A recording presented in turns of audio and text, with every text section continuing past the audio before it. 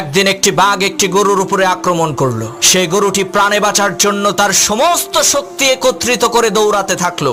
দৌড়ানোর এক পর্যায়ে গরুটি একটি পুকুরের মধ্যে লাফ দিল। ঘটনাক্রমে সেই পুকুরের মধ্যে কোনো পানি ছিল না, শুধু ছিল কাদা। এদিকে গরুর পেছন পেছন বাঘটিও সেই পুকুরের মধ্যে ঝাঁপ দিল। এতে করে গরু এবং বাঘ দুইজনেই পুকুরের কাদার মধ্যে গলা পর্যন্ত আটকে গেল। তখন বাঘ রাগান্বিত কণ্ঠে গরুকে বলে উঠলো, ওই হারামজাদা, তুই আর লাফ দেওয়ার জায়গা পাইলি না?